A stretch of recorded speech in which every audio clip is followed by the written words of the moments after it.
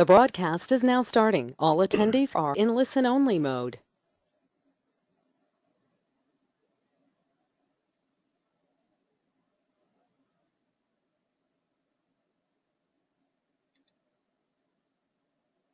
Well, hello everyone and welcome to today's webinar.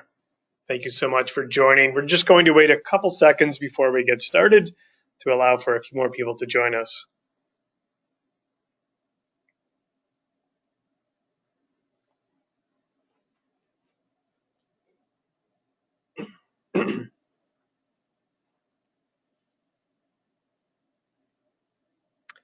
Okay, I see that some people are still in the process of logging in, but I think we'll go ahead and get started.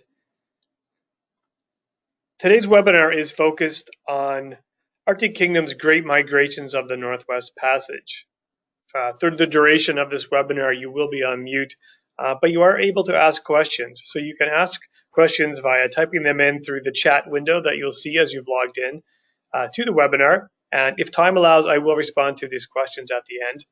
If there is no time at the end, as we're expecting this to go about 30 minutes or so, we will follow up with you in person shortly thereafter. So with much further ado, we will jump right in and get started.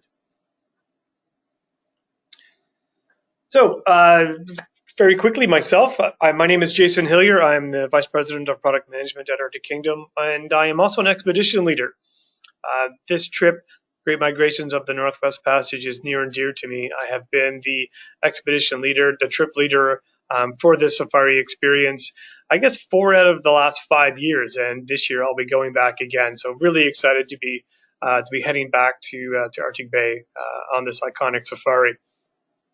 So today's webinar, we're going to be talking a little bit about who is Arctic Kingdom, why should you travel with us, where is it that we are going on the safari, what one can expect during the safari, so the safari experience, a little bit about the accommodations, what is this flow edge that we keep talking about and you'll see throughout our website, and then a little bit about the Arctic Kingdom team as well. So let's get going.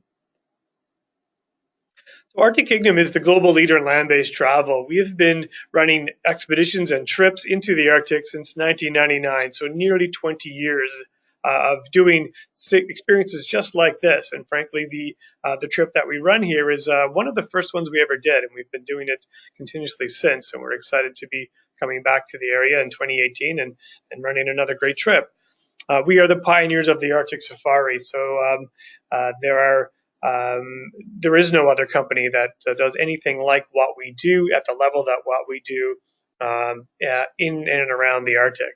There is no other company that has the expertise, has the unmatched access to remote locations, and frankly, just the diversity of experiences.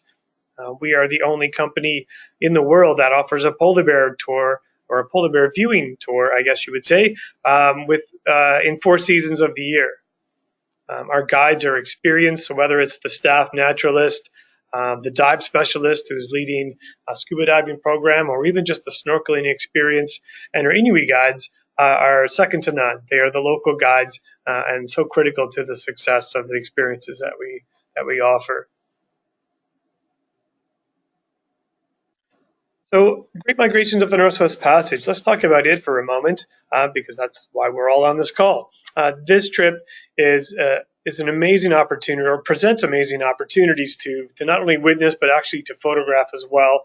The spring migration of beluga, narwhal, polar bears, and millions of seabirds that congregate to this area on an annual basis at this time of year. We'll talk a little bit more in detail about those in just a few moments. This is our premium safari camp, one of our premium safari camps. We set it out on the sea ice, so we're actually sleeping on the frozen ocean in our yurts. And again, more about that in a little while as well. It's a pretty unique experience for sure. We'd like to say that this is the classic spring flow edge. We also have the opportunity to see the midnight sun. So if you've never seen it or never experienced the flow edge or the midnight sun, it's certainly something you're not soon to forget. We have departures that run in May and June. We are nearly sold out in June, so there's very limited availability. So again, talk about that in a few moments as well. So stay tuned for that conversation. Without a doubt, our culinary team on this trip provides an amazing array of meals and we can meet almost all and any dietary special requirements. But the food is gourmet. It's phenomenal. We'd like to pride ourselves in the food and the menus that we provide. So where is it we're going for this trip? Well, the location of the trip is just outside of the community of Arctic Bay in Nunavut. And I'll show you on a map just in a second or so where that is. But as you can see, it's a very small hamlet that's at the very top of Baffin Island. It is our most northern destination that we visit for one of our Arctic safaris. So it is truly a high Arctic experience. And we are bordering Lancaster Sound, which is world renowned as a prolific wildlife area. And you've probably seen a lot about it in the news if you've been following any news about the Arctic and special wildlife areas. Getting to Arctic Bay is quite simple. Flying commercially from Ottawa on a Boeing 737, we fly to Iqaluit, and that's approximately 3 hours and change. And it's there in Iqaluit. We change planes. There's a quick layover, short 2-hour layover, generally in and about, and then roughly about another 3.5 hours to Arctic Bay. And this is all done with scheduled flights, scheduled airlines, and our carrier, First Air, is the one that we use to bring us from Ottawa right to Arctic Bay, and of course back to Ottawa at the end of the trip. The base camp itself is a remote location. It is set out on the sea ice, and that camp is generally in and around 60 to 70 kilometers outside of the community. And I'll let you know a little bit more about how we get to that camp in a moment. Without a doubt, we are above the Arctic Circle, and as I mentioned just a moment ago, we are bordering that famed Northwest Passage, so Lancaster Sound area, and you just can't see it on the map. It's just cut off, but just north of Arctic Bay there, it becomes open water. Lancaster Sound, world renowned for the eastern extremity of the famed Northwest Passage. A little bit about the fine print. This safari experience is an 8-day, 7-night trip. There are 5 nights in the base camp with 2 nights in a local hotel. The trip includes all northern ground transfers and obviously the services of the Arctic Kingdom staff and local guides. We take care of all the meals in the north, and like I mentioned, the food is second to none. And we pride ourselves. So you're going to be well fed and watered while you're on one of our experiences up north. There is no single supplement unless one is requested. So what that means is accommodations are shared, and we will pair single travelers with another traveler of the same gender, and unless that single traveler would like their own yurt, their own accommodation, we don't charge a single supplement for individual single travelers. And the washrooms are shared, and this is in this safari experience. How do we get to camp from Arctic Bay? So we have flown now from Ottawa to Arctic Bay. We're in the community. We've spent our first night in the hotel. We've had our briefing. We're getting ourselves oriented. We're getting on our parkas because we're about to travel to base camp.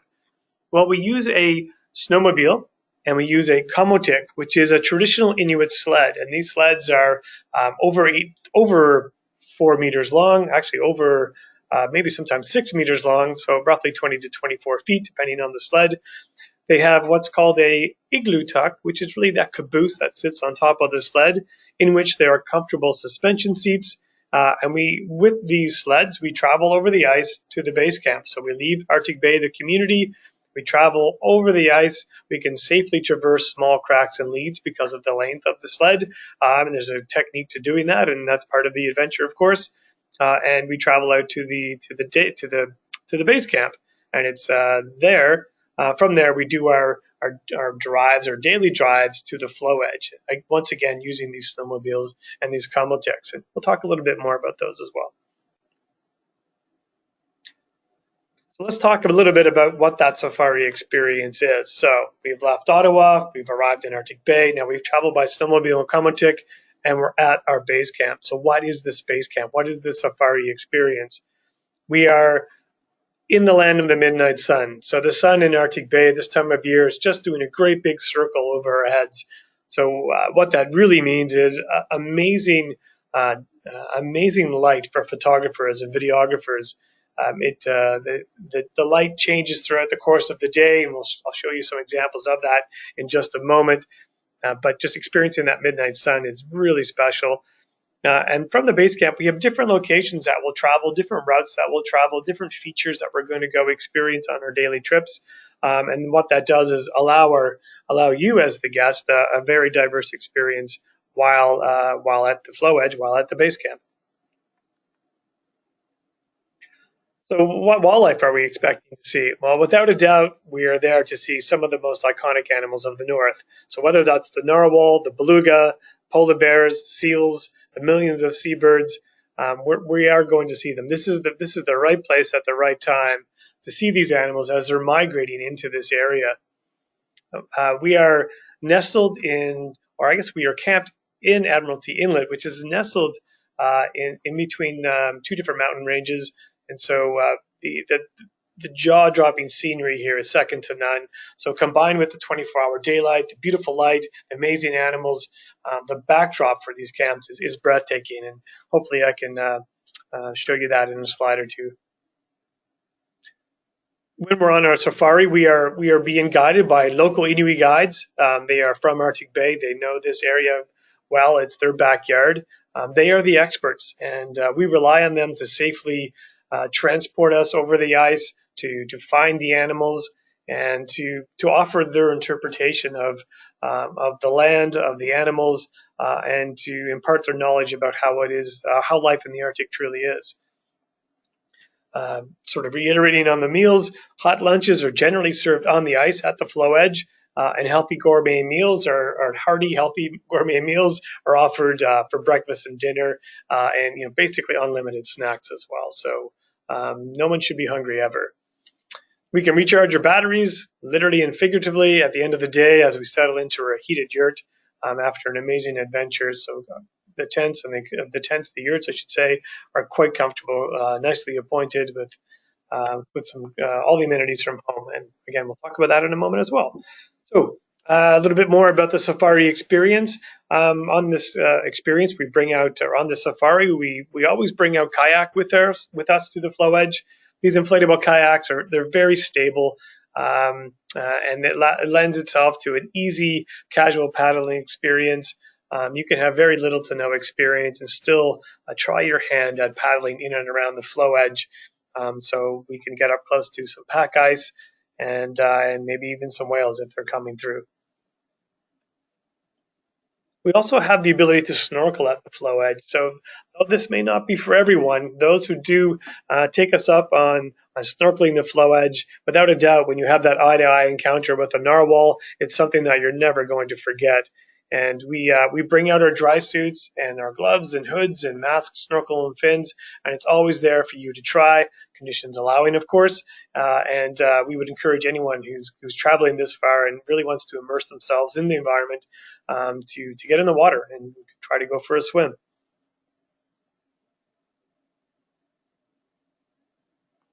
Let's talk about the conditions for a little bit. The average temperature is in and around the freezing point, so 28, 30 degrees or -2 to -5, generally on the cold end, warming up to 10 degrees and even more during the day. So in the afternoon, the sun can be extremely intense here, and one will find themselves peeling off the layers, putting sunblock on the back of their neck, on their nose. It's one of those myths, I guess, where people think about the Arctic as being frozen whiskers and icicles. They're very pleasantly surprised when they show up on one of these safaris at this time of year and they realize, wow, it really is comfortable and warm, to the point where sometimes it's uncomfortable because you are too warm. And that's a good thing up north. But at the end of the day, these are very comfortable temperatures because we have the right gear to make them comfortable for you. I mentioned a little bit about our Inuit guides, I should say, excuse me. The Inuit culture is woven through the fabric of all of our trips. So our local Inuit guides are always willing to talk about their life in the north and how they survive and how they travel across the land and what they do with their families at this time of year and other locations through the Arctic. So just getting that one-on-one interaction with them is invaluable. We also like to do a bit of a cultural showcase and a demonstration throughout the trip. So there's a point in time where we're able to see some iconic cultural demonstrations, and I won't give too much away, but we always make it a point to do that as part of these trips as well. So that's, it's certainly not secondary to the wildlife. I think it's a very important part that I don't want anyone to lose sight of. That this cultural immersion is super important, and more often than not, people don't expect this going into one of our trips, but come away having a much more richer experience because of it. So just a thought here that we're talking about a scheduled trip, obviously, right? So we have set dates that one can travel on. But I want to remind folks that we do have private and bespoke safari experiences as well. So whether that's in Arctic Bay or in the vicinity of Arctic Bay, we have the ability to do private and group bookings and private safaris with gourmet customized menus, private guides, and we have chartered aircraft options as well. So even clients that actually will do a booking or a buyout or a group booking on one of our scheduled safaris, they may very well option a chartered aircraft, so whether from Iqaluit or from the south to get them there, and that's something that's always an option as well. Some of you may or may not know we actually own our own hot air balloon, and that hot air balloon resides in Arctic Bay, so there's an ability to bring it out on a custom and bespoke itinerary as well. And we have the ability to offer scuba on this program in the area. So that's those are great points to keep in mind. So family and group travel, without a doubt, this is a great location to bring a family and certainly extended families and groups as well.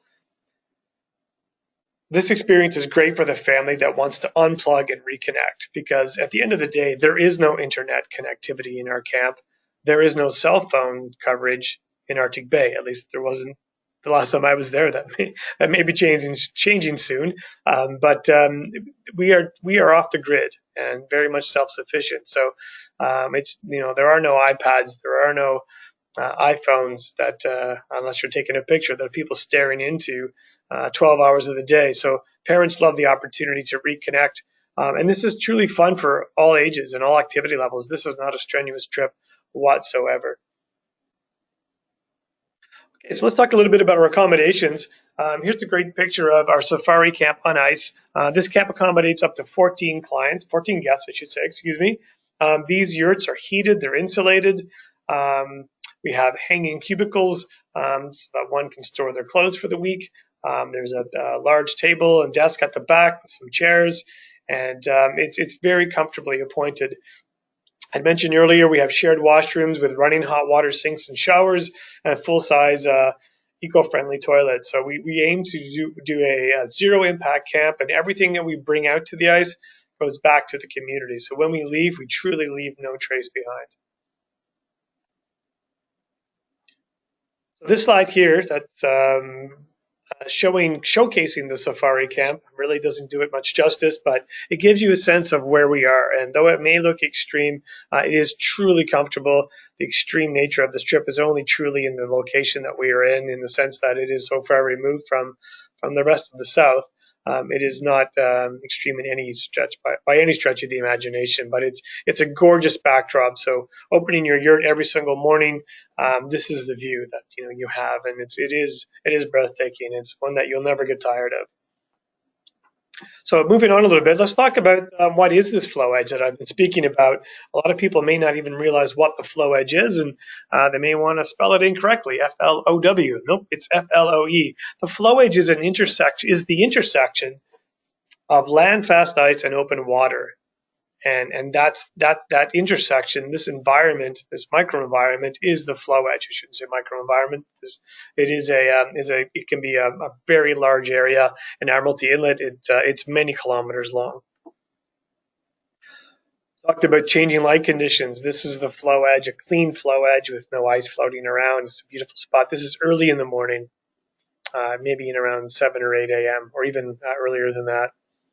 And here's a floe edge, a little bit more ice in the picture. And this is the middle of the afternoon. So bright lights, beautiful changing light conditions. And the next picture shows the floe edge in and around 3 a.m. Beautiful soft lights, almost pastel colors. It's a photographer's dream come true.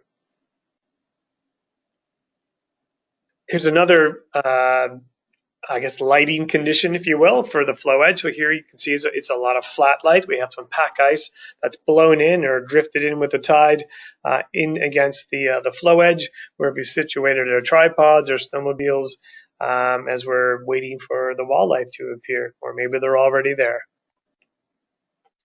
So let's talk a little bit about the Lancaster Sound flow edge, and really this is the Arctic Bay flow edge, and why it's important. So the Lancaster Sound and its numerous flow edges are one of the most diverse and productive ecosystems in Canada.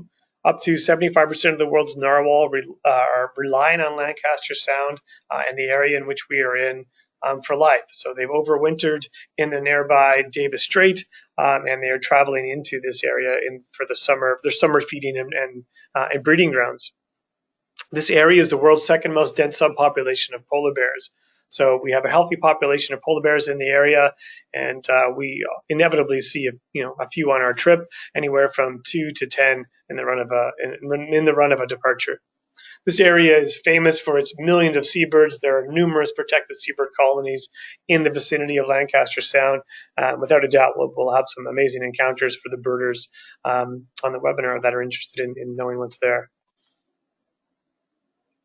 So a few slides we're talking about the iconic wildlife, the iconic scenery of the flow edge. And I'm hoping in the next few slides you'll get a sense and appreciation of just the amazing uniqueness of the wildlife, its diversity, and the ability to get fairly close to these animals as they congregate to the area. So obviously the last few slides are just some narwhal in and around the flow edge. I mentioned we are kayaking on when conditions allow in a beautiful calm area in and around some pack ice, but this is a kayak traveling towards the flow edge from open water. Just a beautiful place to go for a little paddle. Breathtaking scenery. What may look like water in this picture is actually ice. So there's a little film of meltwater that's sitting on the ice right here that allows for gorgeous landscape photography. I'm biased, obviously, but I think second to none anywhere in the world. So at the flow edge, we like I said, we bring our kayak, we bring our dry suits, we put out some comfortable camp chairs, we put some water on to make some coffee and some tea. Our chefs are preparing our lunch, and it's here where we're waiting for the wildlife. So we have little tents we can get in and out of the weather if we want to, but at the end of the day, it's about a very relaxing, almost meditative time to spend at the flow edge, waiting for the animals as they are traveling back and forth from the flow edge or in front of the flow edge or to the flow edge.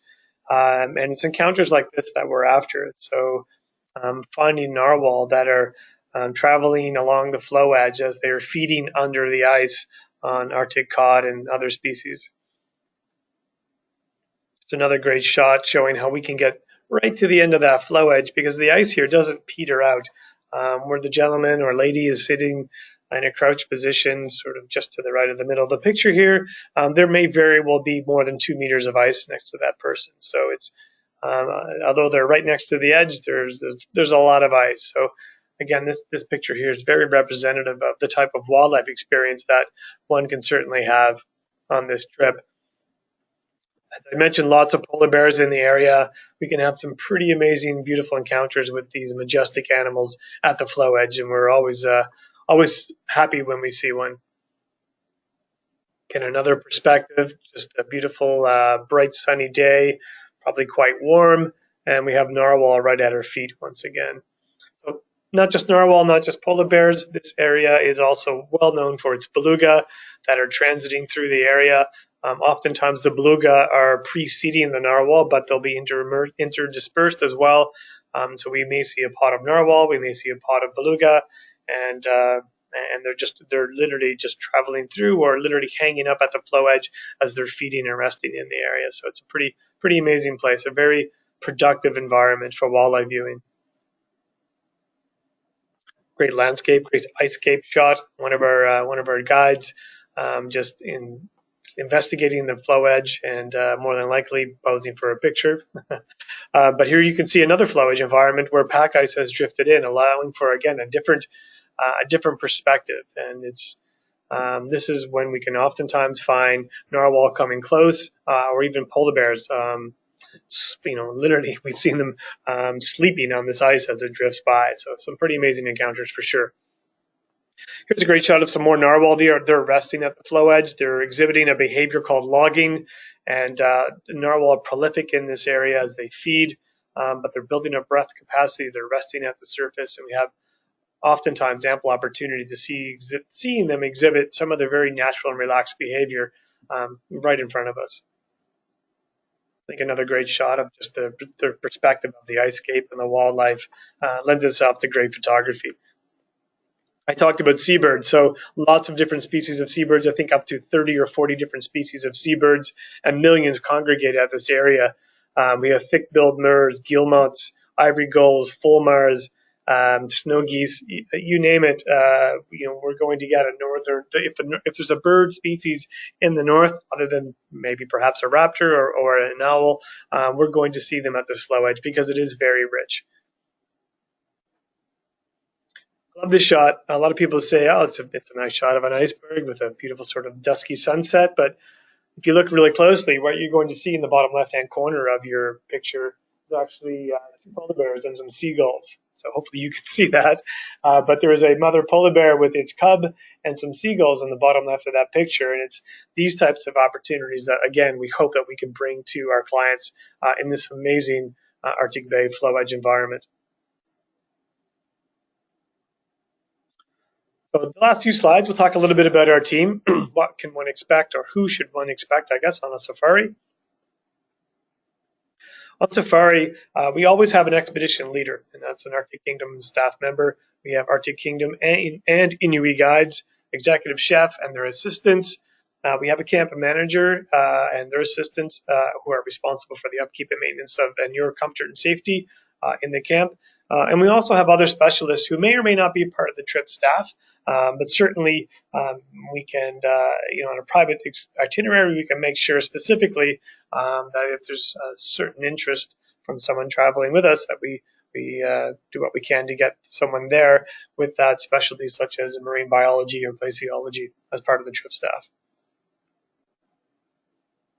A little bit back from the safari into our sales and operations. Our sales team is here Monday to Friday, 9 to 5. We're actually, we are here to help answer questions for you.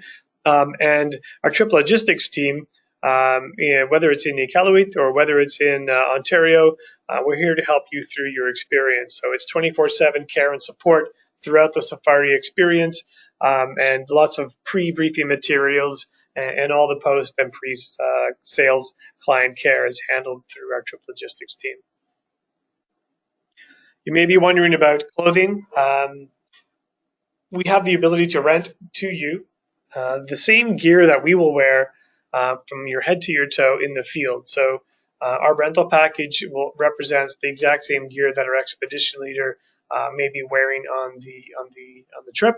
So you can be assured that you'll be warm and dry from your head to your toes with the right gear. We don't spare any expense when it comes to providing the right gear for our clients to ensure that they are warm and comfortable.